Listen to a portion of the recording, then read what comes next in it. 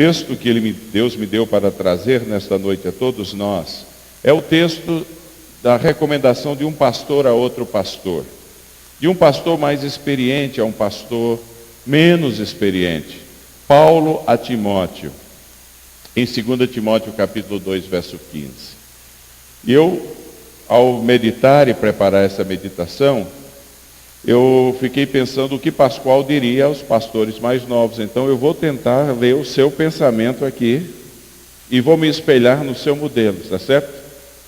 Porque Paulo está ali escrevendo para Timóteo, a pessoa em quem ele investiu a vida, que ele dedicou muito do seu tempo, em que ele transmitiu muitas das coisas que haviam feito dele, Paulo, o homem de Deus que ele foi. E ambos haviam trabalhado juntos em Éfeso, plantando a igreja em Éfeso. Paulo continua a sua jornada, e quem é que ele deixa como pastor em Éfeso?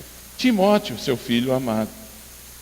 E agora ele está mandando uma carta para Timóteo, acabando quase que a sua vida, quase prestes a ser oferecido como sacrifício às feras do Império Romano, no ano, esse aqui foi escrito aparentemente no ano 59, e ele morreu em 62. E ele então vai e escreve a Timóteo, e ele diz em 2 Timóteo 2,15 o seguinte: procura apresentar-te a Deus aprovado, como obreiro que não tem do que se envergonhar, que maneja bem a palavra da verdade. Paulo, em um único versículo, ele transmite alguns princípios impressionantes sobre liderança para aquele homem ali, filho na fé dele, na cidade de Éfeso. E são princípios que nestes anos de relacionamento com meu irmão Pascoal, eu tenho visto na vida dele. E eu sei que vocês assim também o veem. E nós vamos meditar nestes princípios nesta noite. Principalmente porque nós, cristãos, somos líderes por força da natureza do nosso chamado. Porque nós somos chamados por Deus para influenciar outras pessoas. Então, liderança é a tarefa de influenciar outros. E todos aqui influenciamos alguém. Todos aqui somos instrumentos de transmissão, bom ou mal, da nossa influência a outros. Esperamos que seja para o bem. Então Paulo escreve a você e a mim, e a nós, líderes de Cristo, como membros da sua igreja para o mundo. Ele escreve especificamente a um pastor, mas hoje o Espírito Santo de Deus fala a cada um de nós algo muito importante, nós influenciadores do mundo. Ele diz assim, inicialmente: procura apresentar-te a Deus. A palavra procura no grego, espaldson, significa faça o seu melhor, dedique-se exaustivamente, não se acomode, não tenha preguiça, vá além da sua capacidade se for preciso. A tarefa de influenciar outras pessoas exige demais de cada um de nós. Você sabe disso. Exige abnegação, dedicação, exige comprometimento, exige engolir muitos sapos muitas vezes, para o benefício do outro, para que as portas não sejam fechadas no contato com o outro. Tudo isso muitas vezes é até estafante. Na obra de Deus o preguiçoso não tem lugar. As exigências da obra de Deus, as demandas da sociedade ao nosso redor, as possibilidades de abençoar outros em nome de Cristo, são, por si só, clamores suficientes para cada um de nós, para uma dedicação abnegada. Paulo diz, faça o seu melhor. Quando ele escreve para Colossenses, no capítulo 1, para a igreja de Colossos, no versículo 29, ele diz assim: para influenciar outras pessoas, para liderar outras pessoas no bom caminho, para apresentar outras pessoas aperfeiçoados na presença de Cristo. Ele diz lá, eu me afadiguei, eu cheguei até a estafa, eu trabalhei arduamente. Mas quem trabalha arduamente, quem dedica-se no limite das suas forças, vai um dia escutar o Senhor dizendo, você combateu o bom combate, meu filho. Você completou a carreira, você guardou a fé. E agora a coroa da justiça lhe está reservada, louvado seja o nome do Senhor. Então, irmãos e irmãs, vocês têm visto isso na vida desse homem de Deus. Trabalho abnegado, dedicação exclusiva para o benefício de outros. E esse é o chamado inicial de cada um de nós. Faça o seu melhor. Não tenha dúvida no seu coração que você procurou, você dedicou, você fez o seu melhor para apresentar-se diante de Deus aprovado. Amém até aqui? Então a pergunta é, eu faço o meu melhor, tá certo. Mas quais são as marcas que apontam que eu estou caminhando no caminho certo? Quais são esses pilares de influência que eu tenho que desenvolver na minha vida para abençoar outras pessoas? E Paulo, escrevendo e continuando a sua conversa com Timóteo, ele diz assim: procura apresentar-te a Deus aprovado, como obreiro que não tem do que se envergonhar. A pilastra, a coluna de maior relevância que nos dá a habilidade de influenciar outros de uma maneira positiva é a habilidade da integridade. Paulo diz assim: não tenha nada do que você venha a se envergonhar. Eu vejo isso na vida do Pascoal. Quando a gente vai pelo mundo afora, ele, Cleusa, eu, Carlito, Márcio Valadão, Jeremias, falando nos congressos de encorajamento ao redor do mundo, sempre eu coloco para ele a área da integridade. Fala da integridade, porque todos vocês são testemunhas de que homem de caráter ele é, não é verdade? É assim. Então quando ele fala, os outros escutam. Porque o que as pessoas hoje estão procurando não são necessariamente prodígios, que são tão raros no mundo. Estão procurando autenticidade. Gente que vive aquilo que fala. E vocês têm isso na pessoa do seu pastor. E cada um de nós tem que trilhar isso aí. Ele está falando para a gente. Procura a igreja PIB de Curitiba apresentar-se a Deus aprovado como obreiros que de caráter não tem nada que se vergonhar. A integridade é o núcleo central do caráter. A integridade é aquele bloco que você tem dentro de você e eu tenho dentro de mim, que nós chamamos blocos de valores, que nos definem como pessoas, que definem como quem nós somos na verdade. Se a gente quebra esse bloco, se a gente permite infiltrações nocivas e malignas neste bloco, nós nos tornamos um zero à esquerda, nós não somos nada mais, perdemos o sabor do sal. Caráter, do qual a integridade é o seu núcleo central, não é aquilo que a gente tenta mostrar às outras pessoas, é aquilo que somos, e sabemos que somos, mesmo quando ninguém nos está vendo. O perigo de comprometer esse bloco de valores é que se a gente não tomar cuidado, nós somos tentados o dia inteiro, a vida toda, 24 horas por dia praticamente, para comprometer esse bloco de valores que nos definem como pessoas, dos quais ele diz: eu não posso passar, não posso transgredir, não posso, isso aqui é meu limite, até aqui eu ando. Se eu transgredir, se eu passar esta linha, eu não serei mais eu, serei um miserável. Nós somos tentados o tempo todo, mas o perigo é que se a gente transgride, a gente deixa de andar por convicção e passa a andar por conveniência. A pressão que eu sinto todos os dias, que eu sei que nós sentimos, que vocês sentem, para a gente ser menos a gente, é tremenda. Andar por conveniência é um caminho que leva à perdição. A autenticidade é o que está faltando no mundo de hoje. Abraham Lincoln disse o seguinte: quando nossas atitudes comprometem a nossa integridade, terminamos como uma sombra pequena de nós mesmos, pois a árvore frondosa de nossas convicções já morreu. A grande realidade é que quando abrimos mão desse pilar fundamental do bloco da nossa existência como influenciadores, é que a consequência dela da transgressão, é que a gente substitui a nossa autenticidade pela manipulação. E aí a gente abusa das pessoas. Eu dou aula também, a gente ainda por cima dá umas aulas por aí lá nos Estados Unidos, né? Então, eu dando aula, um dia um dos meus alunos do programa de mestrado, pastor de uma igreja de 800 pessoas.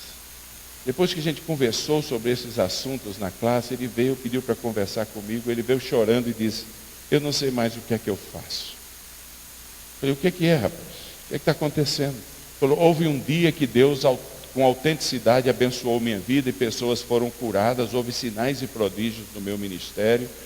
Foi uma bênção, a igreja começou a crescer, todo mundo começou a dizer, que pastor bom, que homem de Deus, que poder, e eu gostei daquilo ali. Eu gostei. E descobri que a maneira de manter essa autoridade, essa liderança, essa influência sobre o povo, era a continuação das manifestações especiais de sinais e prodígios. Mas elas foram se extinguindo. Eu estava gostando, eu me tornei Deus de Deus na minha vida. Eu estava gostando do prestígio, eu estava gostando da popularidade. E finalmente eu comecei a inventar sinais e prodígios. Eu comecei a dizer que Deus estava fazendo o que Ele não estava fazendo. Eu comecei a tentar transmitir para os outros o que não estava acontecendo em minha própria vida. E Ele disse para mim, eu sou um miserável. Eu não aguento mais isso aí. Então nós tivemos que levar aquele irmão a um processo de cura, de arrependimento, de transformação, e entender que o que o povo está procurando na gente é essa autenticidade de valores. Não precisa ser grandes sinais e majestosos prodígios. Eles querem saber se a gente vive o que a gente fala. Se o que a gente prega é o que eles observam nas nossas vidas. Então, meus queridos irmãos, um outro colega, amigo nosso, chamado Os Guinness, escreveu um livro, ele disse assim, que a integridade, o livro dele chama-se A Chamada, já existe em português. Ele disse assim, que um dos grandes perigos da quebra da integridade é a palavra bem feito. Quando as pessoas chegam para a gente com toda a sinceridade, dizem, olha, parabéns, foi bem feito. Como é importante receber o bem feito da parte dos outros. Mas ao mesmo tempo é um tremendo perigo. Ele disse que se a gente não tomar cuidado, o bem feito que a gente recebe ao influenciar alguém que gosta e que foi abençoado, quando a gente põe a cabeça do nosso travesseiro à noite, volta a nossa cabeça, mas não mais como bem feito. Volta a nossa cabeça como você de fato é bom. Aí a gente vai dormir. Na manhã seguinte, o primeiro pensamento que vem na nossa cabeça é, olha, você é sensacional.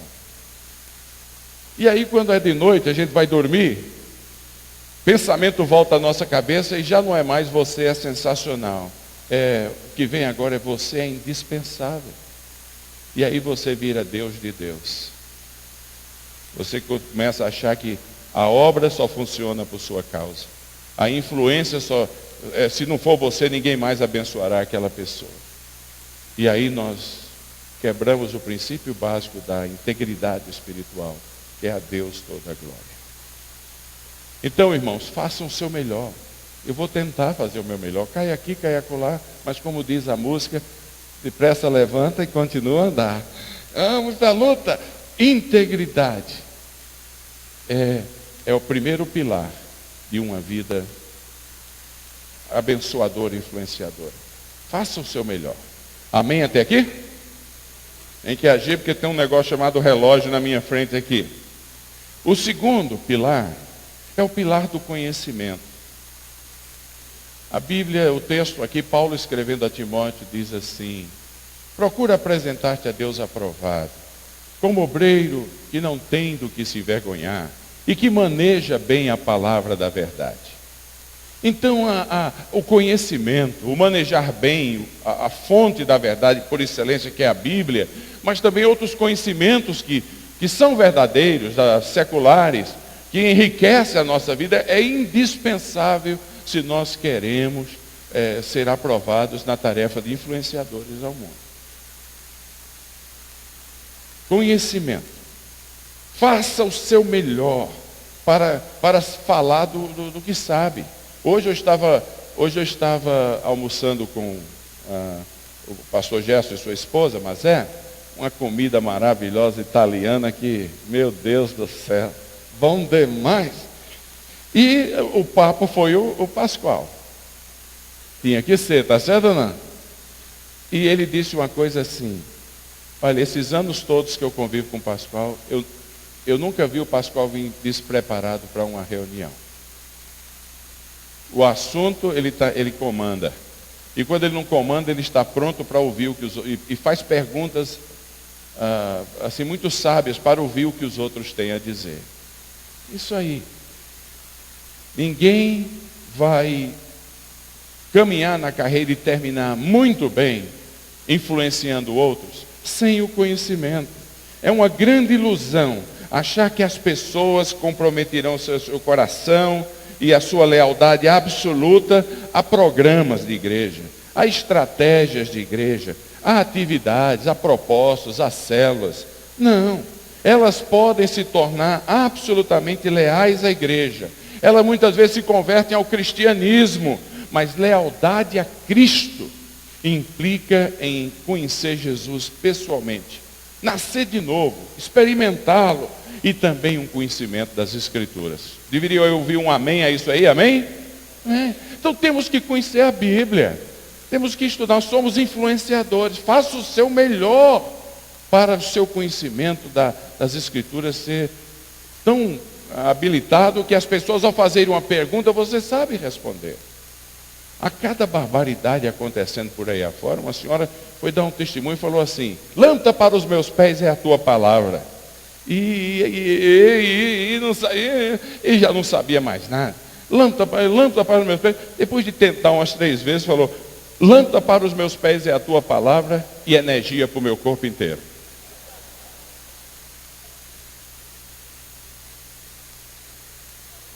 Coisa tremenda. Havia um pastor, que Deus o tenha, homem muito bom, de grande integridade, mas pouco conhecimento. Ele, numa classe de ensino bíblico na igreja dele, estava falando sobre a construção do templo. E aí a pessoa perguntou: pastor, o que é uma obra esmerada? E lá diz que a obra do templo foi uma obra esmerada. Ele falou: minha irmã, é uma obra feita com as pedrinhas verdes.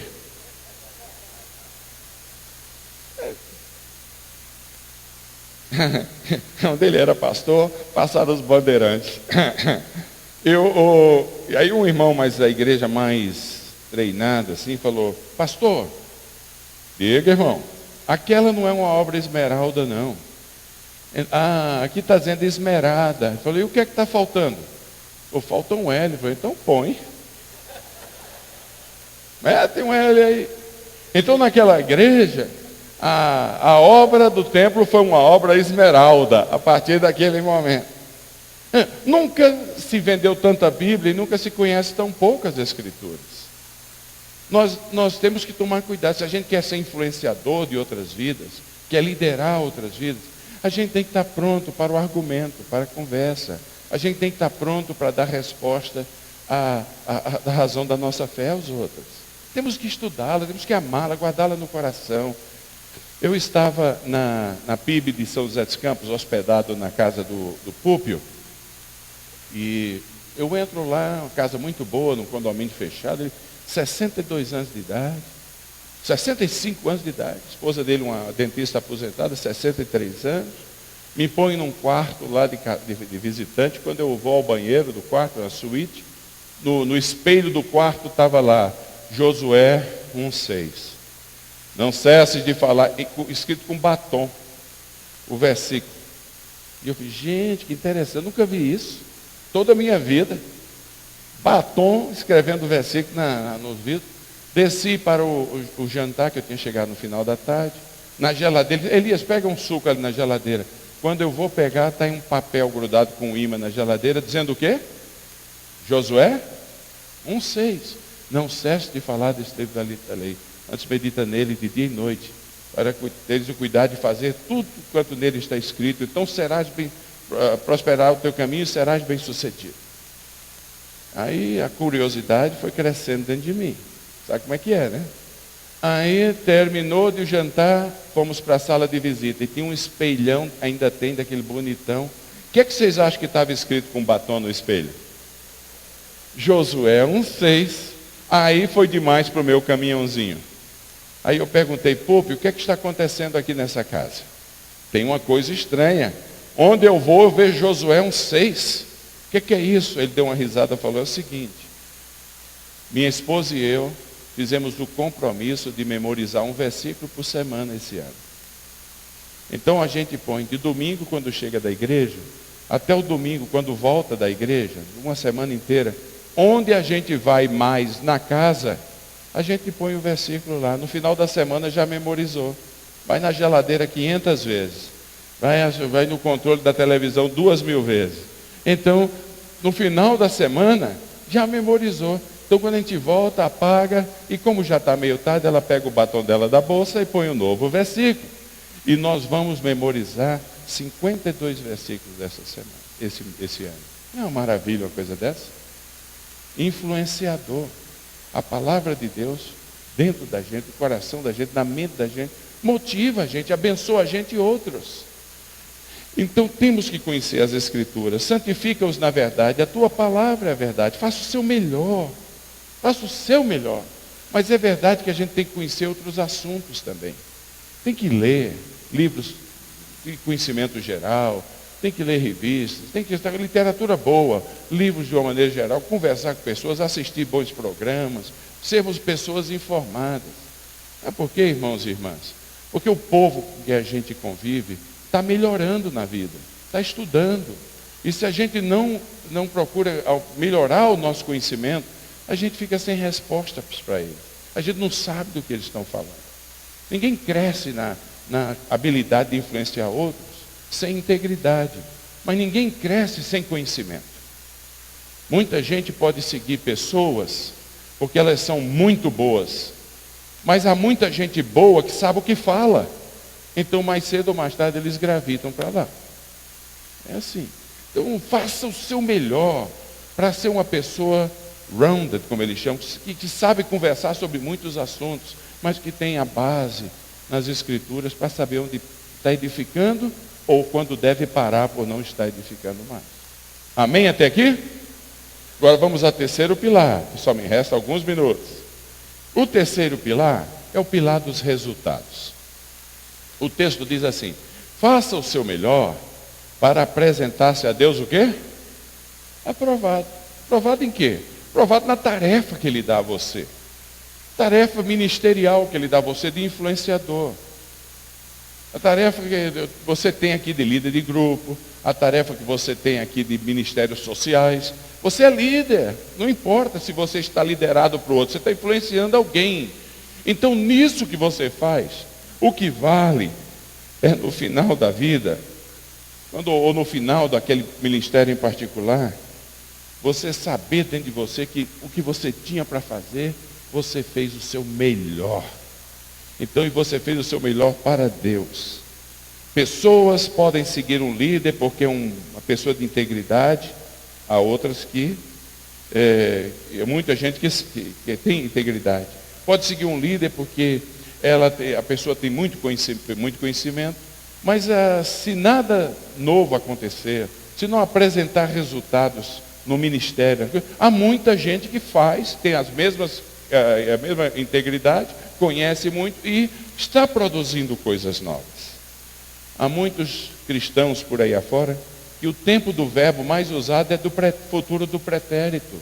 Eu poderia, eu seria, eu teria, eu faria, e nunca faz.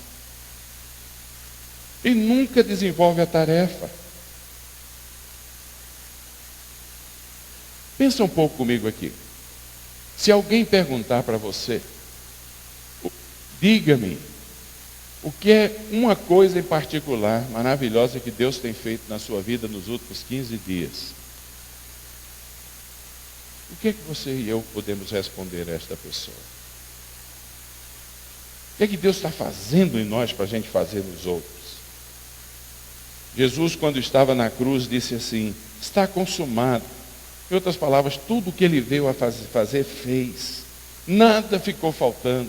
Quando Paulo estava para morrer, ele escreve para esse mesmo Timóteo, ele diz assim: olha, Timóteo, eu estou pronto, capítulo 4, eu estou pronto a ser oferecido como sacrifício. O tempo da minha vida está se terminando, Timóteo. Ele via o que estava acontecendo com ele, não dava mais.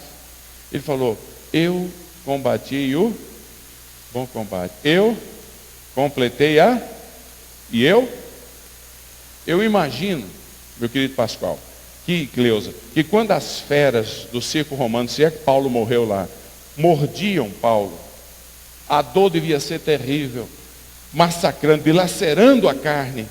Mas eu imagino Paulo, no seu espírito, repetindo uma vez mais: completei a carreira, guardei a fé, a coroa da justiça me está reservada. Imagino Paulo sentindo o gozo disso aí. Gozo. Dias atrás eu estava no Egito e nunca aconteceu o que está acontecendo lá. Você fica vendo só a violência na televisão, mas por trás da violência, Deus está fazendo uma obra tão tremenda. Tremenda. Um imã convertido veio conversar com a gente e ele começou a contar como ele chegou a Cristo. Imã, jovem ainda, mas já era líder da mesquita, e ele contando como Jesus apareceu para ele, a conversão que ele teve, e ele não falava nada do sofrimento. Eu perguntei: e a família? Eles falaram: bateram tanto em mim que me tiveram por morto. Aí pararam de bater pensando que eu tinha morrido.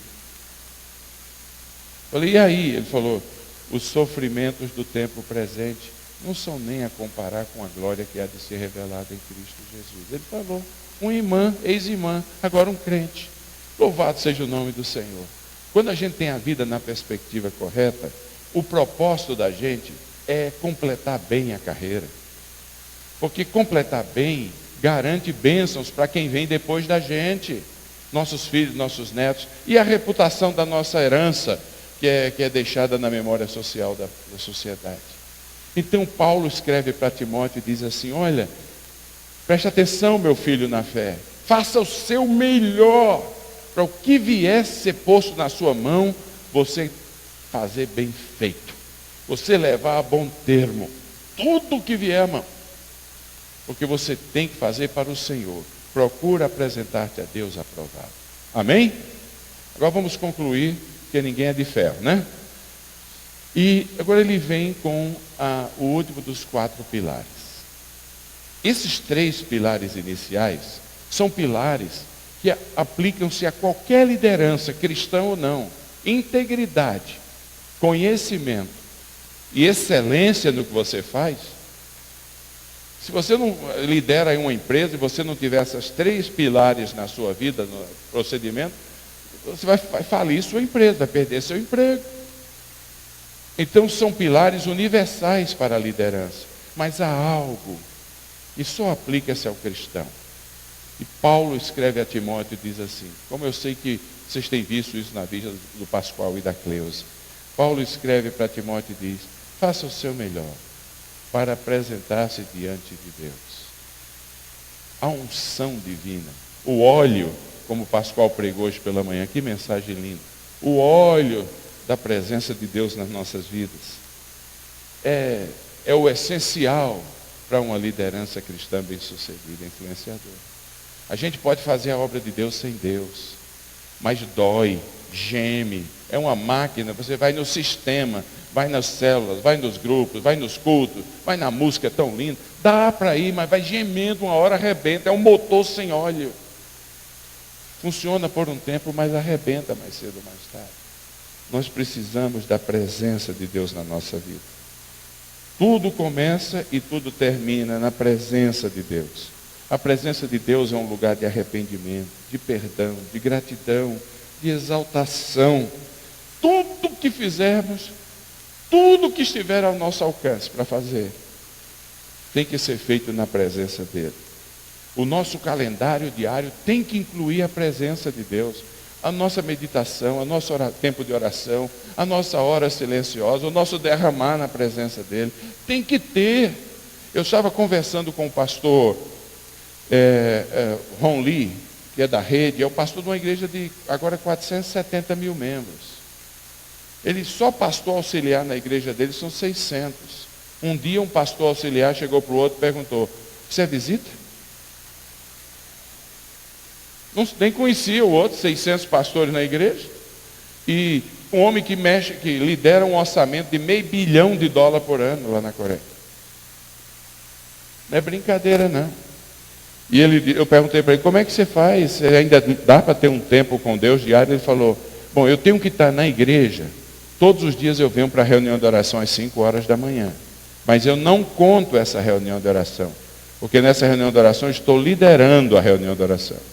Não é meu tempo com Deus, é o tempo da igreja com Deus ali. Então o que é que você faz? Ele falou: eu acordo às 3 horas da manhã todos os dias. E eu dedico o tempo com Deus e a leitura da palavra. Porque se eu não fizer naquela hora, o resto do dia eu não vou ter tempo. Isso é priorização. Isso é fazer o seu melhor. Isso é gastar, se deixar gastar. Porque isso é reconhecer que sem o óleo o dia vai ser emperrado. Está seguindo comigo aqui, meus irmãos? Eu não sei a seu respeito, mas os melhores tempos da minha vida são aqueles momentos no meio da tarde, quando não tem ninguém ao meu redor. É bom demais. A minha esposa está trabalhando. Não é que eu não trabalho, não estou vagabundando não, mas ela não está comigo. Ninguém está me vendo, eu não estou liderando, não tenho um auditório de milhares de pessoas na minha frente. Tudo sem nada. E de repente a gente começa a dizer: meu Jesus Salvador. E começa a exaltar. E aí uma música chama a outra, e você começa a andar pelo quarto, a porta está fechada, tem ninguém ali. Você começa a cantar, você começa a glorificar, e aí a coisa começa a andar, e a lágrima começa a cair, sair dos olhos, e parece que o céu desceu à terra, ou a terra subiu ao céu. Você tem esses momentos? Alguns de nós, não é assim? É maravilhoso. Nada supera esses momentos de profunda intimidade com Deus. Eles são o óleo que a gente precisa, absolutamente indispensável, se a gente quiser apresentar-se aprovado diante de Deus. É a presença de Deus. O céu desce à terra, a terra sobe ao céu. A gente está no monte da transfiguração, e quando sai do monte da transfiguração, a gente sai como campeão para o ministério da Galileia. Louvado seja o nome do Senhor. Então tem que ter isto aí. Então faça o seu melhor para apresentar-se diante de Deus. É lá que tudo começa, é lá que tudo termina. É ali, na presença dele, que o combustível para a gente continuar adiante, firme nos outros 3 pilares, é colocado no tanque da nossa vida espiritual. Então, irmãos e irmãs, ao concluirmos essa meditação, nós vemos uma vez mais o desafio do apóstolo Paulo, o mesmo apóstolo Paulo, que ao escrever, ao conversar com os presbíteros, daquela cidade, em Atos 19, eu não sei se Timóteo estava presente, mas ao conversar com eles, diz assim, Atos 20, ele diz assim: olha, irmãos, até mais, eu não vou ver mais vocês. O profeta Ágapo já me disse que o que me aguarda é cadeias e tribulações daqui para frente. Vou para Jerusalém, vou ser preso, vou ser mandado para César e vou morrer. Mas, se vocês quiserem uma palavrinha final, a palavrinha final é essa: em nada considere a vida preciosa para si mesmo, contanto que você possa chegar ao final da vida dizendo: fui aprovado, completei bem, na integridade. Ele trata no verso 21, 20, na essência da fé, que é Deus a nossa vida, no verso 19, e na tarefa, que é o verso 21, de fazer discípulos. Em nada considere a vida preciosa para si mesmo, contanto que você possa chegar ao final da vida e dizer: completei o bom combate e guardei a fé. Que Deus nos abençoe, que Deus abençoe o pastor Pascoal e a Cleusa, com muitos anos à frente desta igreja, e que através do espelho da vida deles, vocês possam andar imitando-os como eles imitam Jesus Cristo. Que Deus nos abençoe. Amém.